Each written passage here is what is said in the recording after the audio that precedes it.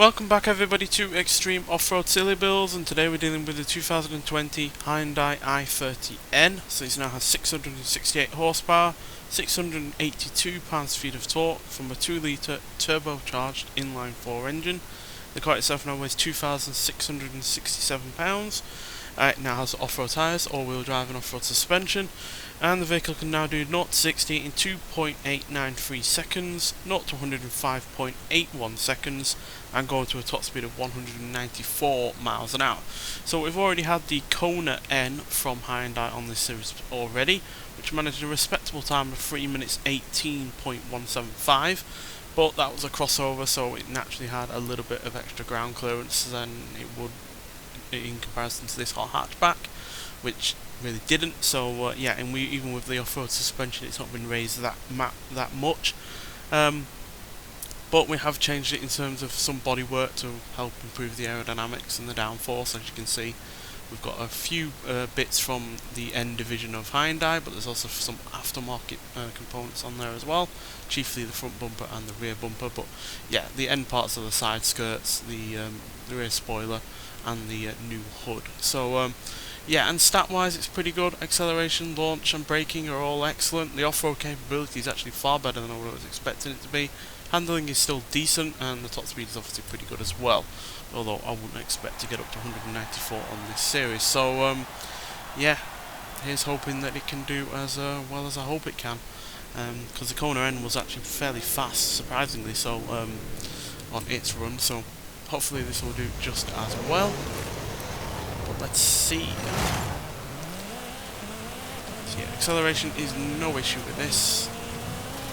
Wasn't even in stock form, to be honest, but even less so now with more than twice the power and the all-wheel drive system helping off the line.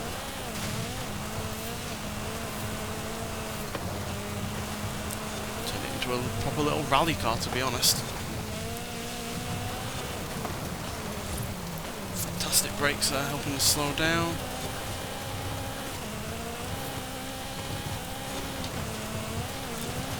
This is pretty stable so far.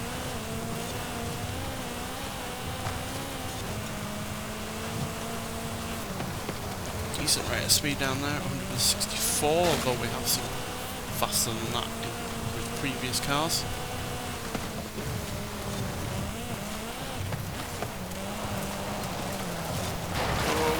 Yes, some of the problems you can have with front-wheel drive cars converted to all-wheel drive is a lot of oversteer, and yeah, that suddenly broke out there.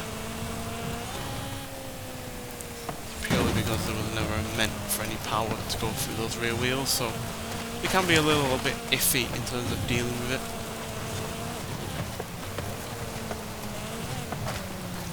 And you do get some understeer at times as well, because there's far more power going through those front wheels than there were before, even if you split it in half, you know, between power going for the front and power going for the rear. You're still talking about more than 300 horsepower going for those front wheels, when obviously there was only about 271 going for there originally, so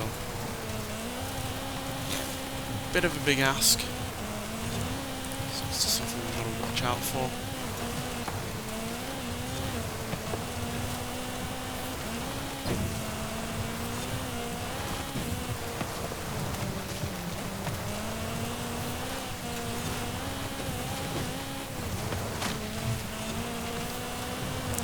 Keeping up a decent rate of speed through most of this.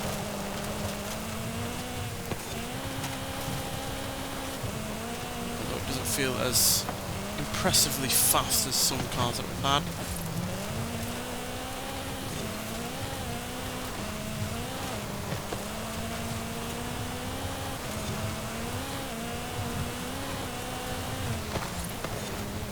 Yeah, and it's a little bit bouncy at times through some of these bumps, which I guess is to be expected. It's not been raised massively because they had really rather quite low suspension to start with in the more sporty version of the i30. So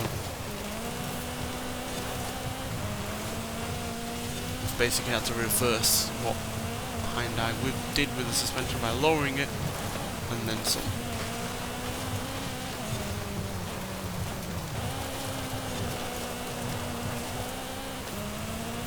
close between us and the Kona. I think the crossover aspect of that car has given it the edge. Yes, the fact that this is obviously this low-slung, sporty hatchback has done it in at there at 3 minutes 21.145, which is a good near 3 seconds slower than the Kona.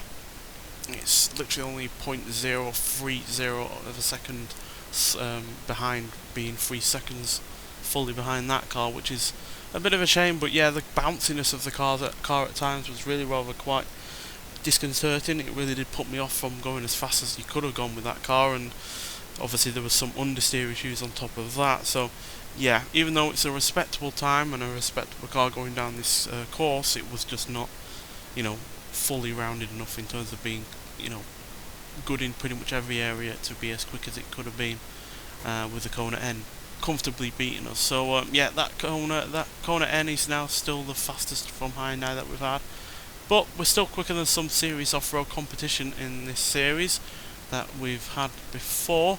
We are, for instance, quicker than a Nissan Safari Z370Z Safari Rally Tribute, a Rivian R1S, Jeep Gladiator Rubicon, Celine Sport Truck, Lancia Delta HF Integrale Evo, and the two GMCs, the Cyclone and the Typhoon, which were virtually identical in their time, as well as the Jimco Hammerhead Class 1 and a Toyota Hilux AT38, and we are ever so slightly behind the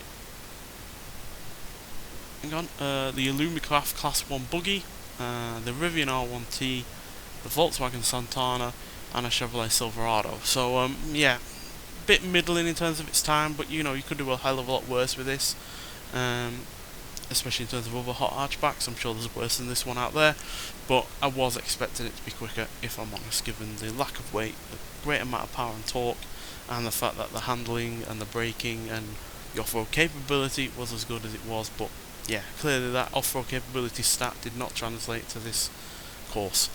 Nonetheless, so thank you for watching, and I'll see you in the next one. Bye.